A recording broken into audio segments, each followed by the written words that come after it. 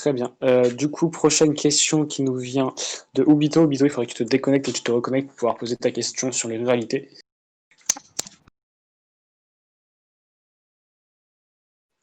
Oui, par contre, je sais pas si tu l'as encore.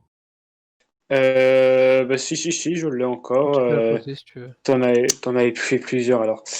Euh, Avez-vous de prendre des initiatives, notamment pour ce qui est commerce de proximité, une relance de l'économie des campagnes françaises, une relance socio-éducative des campagnes françaises, ou encore un plan pour l'Internet dans les campagnes françaises?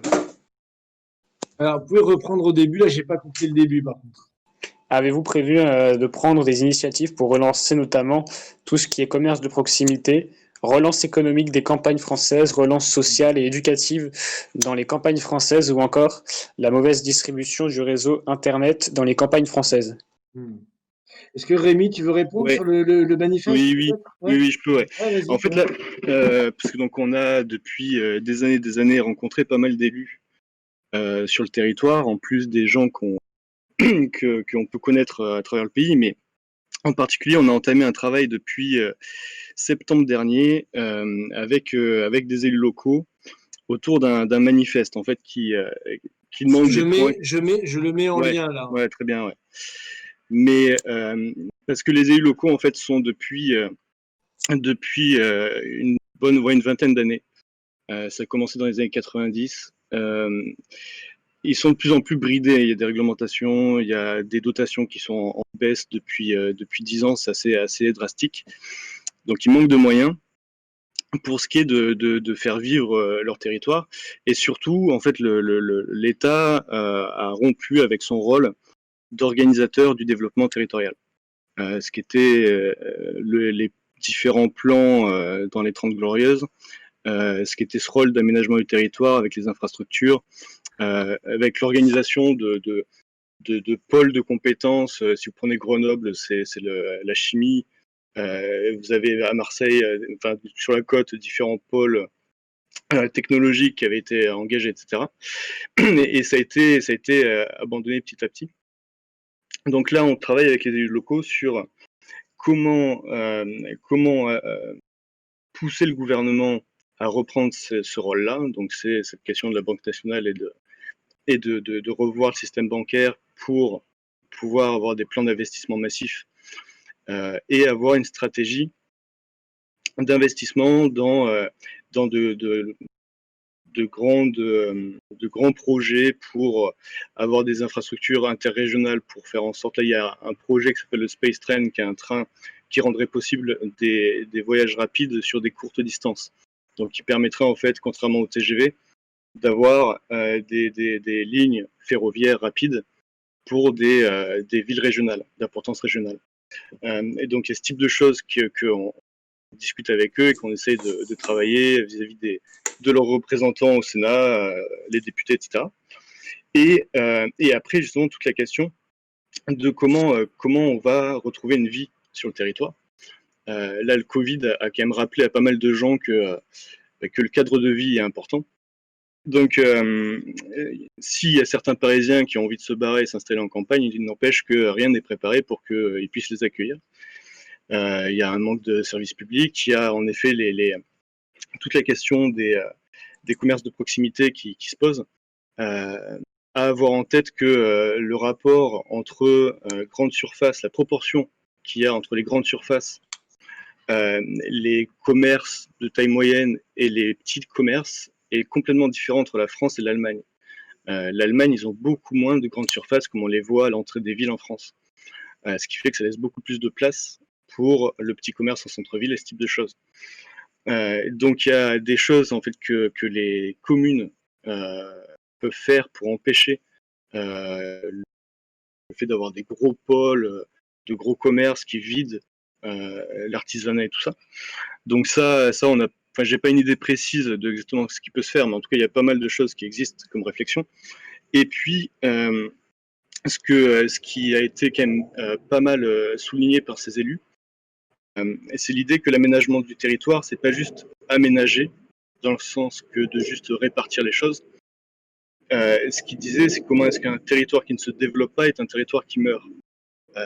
Et notamment, une des choses qui pose problème pour l'économie sur le territoire, c'est le manque de compétences, le manque de jeunes formés dans des domaines technologiques, d'ouvriers, etc. Et donc, il y a des choses qui apparaissent. Si je me plante pas, il y a un projet qui s'appelle les 1000 doctorants ruraux ou un truc comme ça, mais où le concept est de dire on va faire en sorte que soient aidés par l'État des doctorats qui se feront sur l'étude de tel ou tel canton, tel ou tel euh, bassin de vie, et faire en sorte qu'ils puissent participer à un redéveloppement de ces territoires. Mais donc voilà, donc en tout cas, nous on travaille sur ces deux pans de la transformation possible du pays. C'est sur le terrain, comment est-ce que les élus doivent retrouver un sens politique d'initier des projets avec des associations, avec les milieux économiques, etc. Et l'autre pan qui est le rôle de l'État qui doit rendre disponibles les moyens et qui doit faire en sorte de coordonner, de penser, d'avoir une vue d'ensemble sur tout ça. D'accord. Très bien. Du coup, Samy, nous allons avoir ouais, attends, est-ce que vas-y, je t'en prie. une dernière question de DGSE. Il faut que tu te déconnectes, tu te reconnectes. La question portera sur l'OTAN. Du coup, on va écouter DGSE. Il est parti. Oui, c'est normal, Ah, je voilà. laisse l'écho. Voilà, du coup, DGSE, on t'écoute. Alors j'avais une question sur l'OTAN, mais je ne vais pas la poser, je vais plutôt poser une question sur la sécurité du pays. Donc actuellement, en fait, excusez-moi, mais je vais poser une question en fait sur la police. J'aimerais en fait avoir le sentiment en fait de Jacques Cheminade en fait sur quel rôle il peut donner en fait à la police sur la police du 21e siècle, quelle réponse en fait à donner sur certains quartiers qui sont complètement désarmés. On l'a vu encore, on l'a encore vu aujourd'hui avec Grenoble, où on a en fait des bandes en fait, donc on peut appeler ça des cartels qui tiennent des quartiers, qui contrôlent du trafic de stupéfiants, un petit peu comme on a vu à Dijon. Concrètement, quelle sera la réponse en fait parce que je sais que moi je représente les Républicains, Jacques Cheminade ne se représentera pas en 2022. Est-ce que vraiment votre candidat travaillera en fait sur la sécurité? Vous savez qu'actuellement en fait tous les indicateurs donnent en fait que la sécurité sera le sujet numéro 1 de l'élection présidentielle de 2022. Donc quel programme sécuritaire vous comptez mettre en place en fait pour le pays? Merci. Merci DGSE pour ta question. Du coup, on vous écoute. C'est la vraie DGSE, là? On aimerait bien. Non, c'est un pseudo. Alors, blague à part.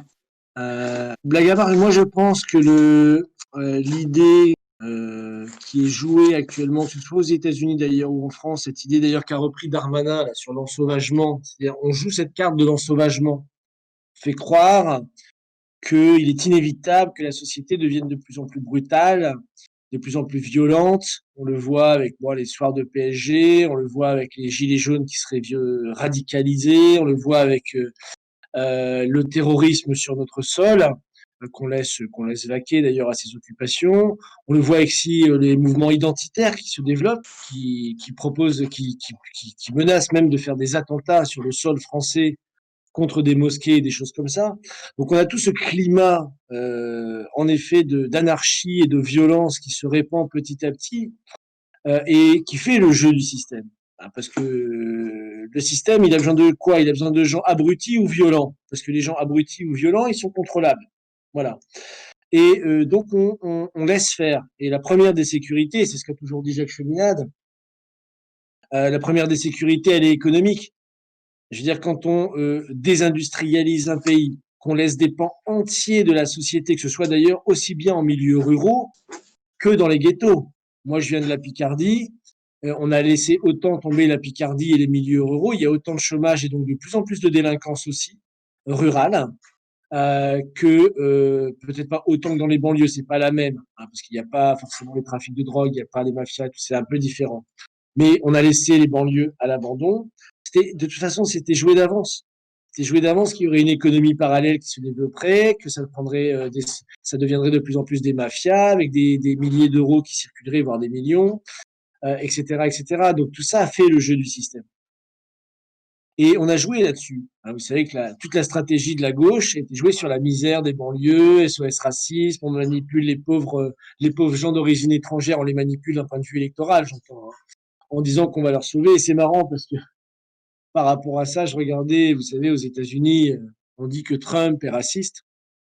Et si on regarde toutes les villes où il y a des émeutes, par exemple aux États-Unis actuellement, si on a une ville comme Baltimore, par exemple, c'est une ville qui est dirigée depuis 53 ans par les démocrates et c'est justement une des villes où il y a le plus de violence aux États-Unis, le plus de meurtres, c'est-à-dire que les gens s'entretuent entre eux, hein, clairement, les communautés les plus pauvres, en fait, et c'est souvent d'ailleurs les communautés afro-américaines. Donc, on les a laissés dans leur jus, on les a laissés pourrir, on a détruit l'économie. Et donc, à chaque fois qu'on fait ça, on a les mêmes conséquences. Et il y a un double radicalisme. Hein. C'est pour ça que je citais aussi bien les identitaires d'un côté qui se radicalisent, ou ce que disait le monsieur avant, qui a 46 ans, dont j'ai oublié le prénom malheureusement. Léo Victor. Voilà, Léo Victor qui disait voilà, les gens ils veulent que ça pète, ils vont voter pour n'importe quel extrême parce qu'ils en ont marre, ils veulent que ça change. Et donc c'est pour ça que la première sécurité, elle est économique. Si on laisse tomber un pays, au bout d'un moment, on a la guerre de tous contre tous. Et le libre-échange, d'ailleurs, le libre-échange comme politique économique à l'échelle internationale, c'est la guerre de tous contre tous. Donc voilà. Après, si on prend la question de la police en tant que telle, c'est ce qu'avait dit Cheminade le dernier jour de la campagne présidentielle. Si on voulait la sécurité dans ce pays, déjà, il suffirait de payer les policiers. Il y a des millions, je ne sais plus combien de millions d'heures supplémentaires. Il y a 35 millions d'heures sup. Voilà, 35 millions. Moi, j'ai eu la chance, on peut dire, entre guillemets, ou la malchance, ça dépend comment on le voit. J'habite en Seine-Saint-Denis. Hein. Je suis aussi originaire de la Seine-Saint-Denis, je suis originaire de Stein, donc je connais assez bien un petit peu le cadre. Il faut aller voir les conditions de travail des gens qui nous protègent. À bout d'un moment, ces gens-là, ils pètent un câble. Voilà, c'est normal. Par contre, je voulais juste au moins appuyer sur quelque chose. Je veux bien en fait que le vote du Front National, en fait, c'était un vote en fait de rejet en 2002. Nettement en 2017, n'était pas un vote de rejet. Non, mais c'est un vote pour le système. C'est ça le problème, c'est que c'est un vote pour le système. Parce que il faut regarder un petit peu. Mais non, parce qu'il faut regarder un petit peu ce qu'ils font à l'élection, sur les élections municipales. Vous vous rappelez en 2014, si vous étiez déjà engagé en politique en 2014, la campagne qu'il y avait eu contre le Front National, oui, ils vont récupérer des villes, ça va faire comme Vitrolles, ça va faire comme Toulon, ils vont pas réussir à gérer, ça va être la catastrophe. Au final, ça n'a pas été en fait la catastrophe attendue. Les mairies, toutes les mairies Front National, ils ont pratiquement, mis à part Mantes-la-Ville et une autre, ils ont récupéré. Là actuellement, ils ont récupéré une nouvelle ville. C'est Romain Lopez, je ne me rappelle plus. J'ai plus exactement le nom de la ville. Perpignan. Bastion. Perpignan. Non, c'est pas Perpignan, c'est une ville beaucoup moins importante. Perpignan, c'est Louis Alliot. C'est Moissac, voilà. Ils ont récupéré Moissac, c'était un bastion de gauche, Moissac. Donc, ils ont une délinquance qui est... Il faut savoir que Moissac, c'est une ville de 13 000 habitants. Ils ont 3 quartiers qui sont classés ZSP. C'est l'équivalent, en fait, pour donner un ordre d'idée, c'est un équivalent de la Courneuve. Donc, il faut bien comprendre que c'est pas un vote de rejet. Le Front National, ils axent, en fait, leur programme sur la sécurité. J'ai pas dit que c'était un vote de rejet, j'ai dit que c'était un vote pour le système, parce que ça fait... Mais pas vraiment, ils font pour le peuple. Moi, je vous le dis, ils font pour le peuple. Moi, j'habitais une commune. Non, je ne crois pas. Ben, moi, je vous le dis, nous a passé les gens, qu'est-ce qu'ils veulent. L'élément majeur des gens, c'est la sécurité. Vous pouvez mettre de l'écologie, ce que vous voulez, ça restera la sécurité. Non, mais là, sur ce point-là, on est d'accord. Hein, je veux dire, voilà. Non, je ne pense pas que c'est la priorité. Je pense que le pouvoir d'achat, il y a... voilà, bon, oui, mais pour qu'il y ait du pouvoir d'achat, il faut que les gens ensuite ils puissent sortir en se sentant en sécurité. Or, les gens maintenant, ils ne sortent plus parce qu'ils ne se sentent plus en sécurité. Quand vous voyez des gens du 8e arrondissement qui vous disent on veut déménager parce qu'on n'en peut plus. On n'en peut plus. C'est toutes les semaines qu'il y a de la casse. Mais j'y suis régulièrement dans le 8e et c'est pas tout le monde qui pense ça non plus. Eh ben, c'est le genre de choses justement que le système va utiliser. C'est-à-dire CNews et compagnie vont utiliser des cas particuliers pour monter la mayonnaise et monter les gens les uns contre les autres. Et c'est ça dans ce dont il faut pas tomber. Monsieur, mais alors vraiment, c'est pas la vérité. Je vous garantis que c'est pas la vérité. Les syndicats SGP, UNSA, FO, Alliance, ils ont exactement le même discours. Ils ont des remontées sur le terrain et je vous garantis en fait que c'est pas on joue pas le jeu du système. C'est ça le gros problème qu'on a en France parce que on ne nomme plus les choses et au nom fait de ne plus nommer les choses, on met en fait à chaque fois la faute sur l'État ou le système. Si on ne veut pas faire le jeu du remettre en système, question, nous aussi. proposons de réformer le système bancaire et payons les policiers, rénovons leurs locaux insalubres, etc. C'est ça un vrai programme politique. Oui, non, mais ça on est C'est d'accord. pour jouer Mais, sur la haine des uns contre les autres. vous savez qu'en objet actuellement, pour un camion de pompiers qui rentre en banlieue, on est obligé de mettre 3 voitures de police. Avant, on n'en mettait pas. Donc, au final, en fait, on néglige en fait la sécurité de d'autres habitants. Quand vous prenez par exemple la ville de Saint-Denis, allez vous renseigner au commissariat de Saint-Denis. Moi, je connais très bien le commissaire Lafont, qui est patron à Asnières du district Nord. Quand vous prenez en fait le secteur, en fait, sur le secteur du soir en police secours pour le nord du 93, vous avez 5 voitures de police secours plus un véhicule bac. Soit pour un peu plus d'1 million d'habitants, nous avons 5 voitures de police. Il n'y a pas qu'une histoire en fait de leur payer les heures sup. Moi, je vais vous dire, hein, la plupart des policiers que je connais qui nous disent, hein, vous me payez les heures sup, si demain on me paye les heures sup, je m'en vais, je quitte la police. Oui, mais c'est pour ça que je dis que le problème de fond, il est économique, c'est tout. Non, il y a pas qu'un problème de fond, c'est que la police n'est plus respectée. Regardez ce que c'était. Demandez à Jacques Chemidat ce que c'était la police sous Pasqua. Vous verrez qu'on avait une autre police qui était beaucoup mieux respectée. On a une police maintenant qui n'est plus du tout respectée. Et ça, c'est un fait.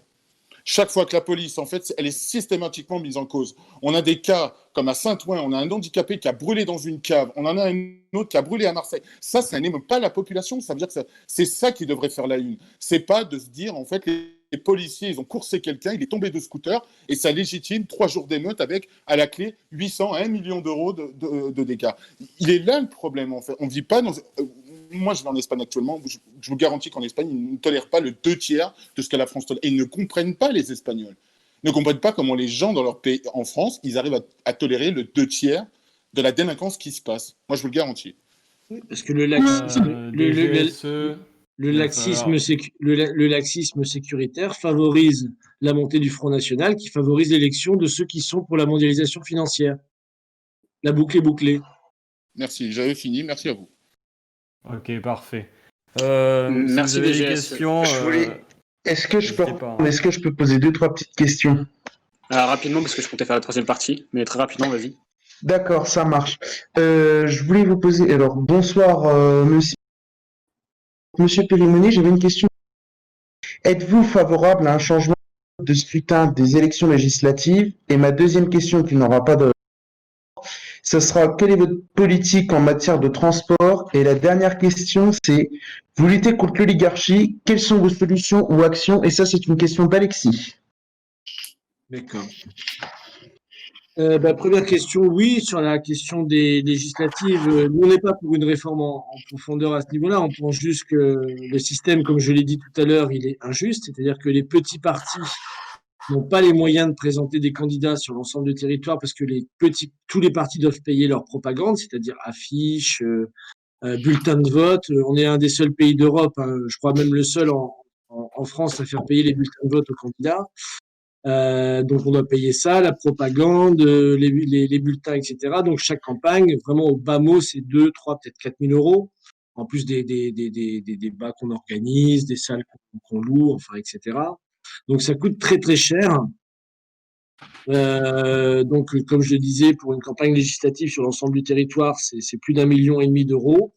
Donc les petits partis, la plupart du temps, ne les ont pas, enfin du moins les petits partis comme nous. Et en plus, comme on fait pas plus de 5%, on n'est pas remboursé. Bon, je vois quelqu'un me dit l'UPR a présenté des candidats dans toutes les circonscriptions. Oui, ils ont fait une collecte, ils ont eu récolté, je crois, 1 500 000 ou quelque chose comme ça, d'ailleurs à peu près d'euros.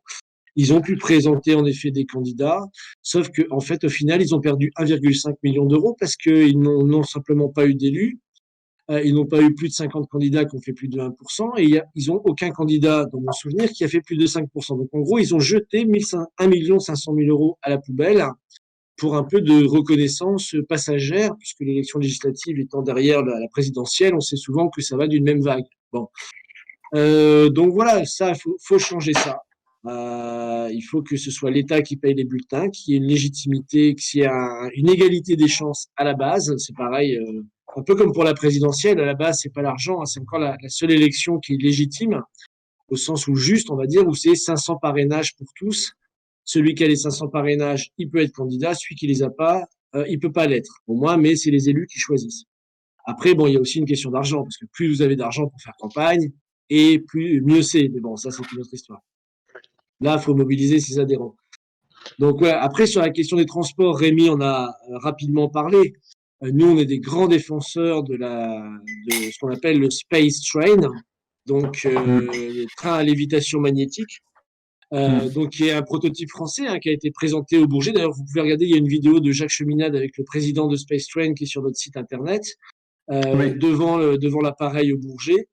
Et il explique toutes les difficultés qu'il a à faire avaliser son projet en France, etc. Enfin, c'est très compliqué parce que Bercy bloque. Enfin, voilà, tout ce qui est réel progrès n'est pas promu. Alors qu'on pourrait, par exemple, relier Paris au Havre en 17 minutes. Oui. D'ailleurs, ça me rappelle un petit peu ce qui s'est passé pour l'aérotrain, d'ailleurs. C'est exactement la même histoire. Voilà, exactement. C'est tout à fait Le magnétoscope, ça aussi, c'est beau. Oui, le magnétoscope. Je connais moins l'histoire du magnétoscope. Enfin, l'aérotrain, ça, c'est une vérité. Oui. Donc, pour le transport, nous, on a une carte qui est sur notre site. Dans notre manifeste, elle est peut-être présente d'ailleurs, avec tout un maillage pour relier toutes les grandes villes françaises. Par exemple, faire le tour de la Bretagne avec ces aérotrains, qui permet de mettre les grandes villes à un quart d'heure les unes des autres et justement désengorger le transport individuel. Parce que quand vous êtes, disons, à Saint-Brieuc et que vous pouvez mettre une demi-heure pour aller à Brest, bon, c'est pas la peine de prendre la voiture pour 3 heures. Donc voilà, donc on défend nous un programme de transport sur l'ensemble du territoire, réouvrir les routes secondaires et relier toutes les grandes villes entre elles par des trains à lévitation magnétique. Vous savez qu'en Chine, par exemple, ou au Japon, magnétiques qui sont polluants, qui sont hyper stables, qui vous pouvez quasiment, on voit des images où vous mettez une pièce, elle bouge pas. C'est juste révolutionnaire en fait. Il n'y a pas d'usure parce que c'est des champs magnétiques, donc il n'y a pas l'usure de la roue sur le rail. Donc beaucoup moins de maintenance. Ça peut durer des centaines d'années. Enfin, ça a que des avantages et c'est ça qu'on appelle le progrès en fait. C'est comme ça que nous on conçoit le progrès en tout cas. Donc on est nous pour un maillage massif du territoire français par des trains à lévitation magnétique. Voilà. D'accord. Ça c'est dans notre programme officiellement. Et j'ai la dernière question. Voilà, la carte vient d'être publiée sur le site là. Vous voyez la carte avec les axes prioritaires des trains à lévitation magnétique. Voilà. Parfait, super, on arrive à voir les messages, parfait. Voilà, et donc pour la dernière question, excusez-moi, c'était sur l'oligarchie, en effet. C'était quelles sont vos solutions ou actions pour lutter contre l'oligarchie ou contre l'oligarchie? C'est les propos que j'ai tenus un peu au début, c'est au niveau international, faire que se réunissent les grands chefs d'État pour réorganiser le système monétaire et financier international sur les conceptions qu'il y avait eu à Bretton Woods, sortir du libre-échange et mettre en place un échange plus juste, taux de change fixe entre les monnaies, une réserve or, enfin bon, tout ce qui permet d'avoir un cadre qui soit pas la loi du plus fort. On peut rentrer dans les détails si ça vous intéresse. Mais bon, avant, il y avait des règles. Je sais que ça peut paraître bizarre, mais avant, il y avait des règles. Puis quand on les a supprimées, comme par miracle, ça marchait plus. Bon, ça, c'est la vie. Et donc, ça, c'est au niveau international. Et au niveau national, c'est les 4 points que j'ai développés dans le programme, c'est reprendre le contrôle de l'émission monétaire par une banque nationale sous contrôle citoyen. C'est comme ça que l'a présenté Jacques Cheminade dans la présidentielle. C'est-à-dire une banque nationale avec dans son comité décisionnel l'ensemble des forces vives de la nation, si on veut utiliser un terme un peu galvaudé, mais bon, disons, voilà, les représentants de différents secteurs, c'est-à-dire citoyens, entrepreneurs, syndicalistes, monde culturel, etc., et que cette banque nationale soit au maximum le reflet du projet de notre pays. Et ça, à partir de là, l'oligarchie, une fois qu'on aura repris le contrôle de la Banque nationale et qu'on aura séparé les banques en deux, l'oligarchie, elle va disparaître de notre pays aussi vite qu'elle est arrivée. Parfait. Merci, Monsieur Périmoni, d'avoir répondu à mes questions et à la question d'Alexis. Très bien. Donc du coup, moi j'aurais une dernière question, c'est où est-ce qu'on peut vous retrouver sur vos sites internet, vos réseaux sociaux? Alors, nous, on a tout ce qu'il faut, si on va dire, on a la chaîne YouTube, qui est la chaîne YouTube de Solidarité et Progrès. Et après, tout ce qui est page Facebook de Solidarité et Progrès, compte Twitter de Solidarité et Progrès. Alors, je vous avoue qu'on n'est pas sur Cheminade, n'est pas sur Instagram, ni sur TikTok pour l'instant. Ça ne serait tardé. Peut-être. TikTok, je suis pas sûr, parce que connaissant la manière dont ils dansent, je suis pas sûr qu'ils s'y mettent. Macron et Mais Mélenchon s'y sont mis, donc bon. oui, il faudra qu'ils essayent. En tout cas, Instagram, peut-être, je sais pas. Mais c'est pas trop son truc, faut l'avouer, Instagram. Alors, les photos, c'est pas son truc. Donc bon, voilà. Il est en tout cas sur Facebook et Twitter, qui sont un peu les incontournables, on va dire. Voilà. Et il aime bien tweeter. Il est là-dessus. C'est vrai qu'il a un compte Twitter. Il tweet personnellement. La plupart de ses tweets, c'est lui qui les fait. Hein. Il les signe d'ailleurs. JC. Donc, par contre, Facebook, il s'en occupe pas. C'est les militants qui s'en occupent. Très bien, Voilà. s'il a un Discord un jour, qu'il n'hésite pas à passer nous voir. Oui, d'ailleurs, je parlais à Rémi de ce qu'elle m'avait proposé, Samy, d'avoir un Discord, parce que je vois que les partis politiques ont des serveurs, justement, Discord, et Oui. que faudrait voir avec J'en Samy parlerai à et Rémi s'il a le temps après pour voir avec lui. Du coup, je te propose éventuellement. est-ce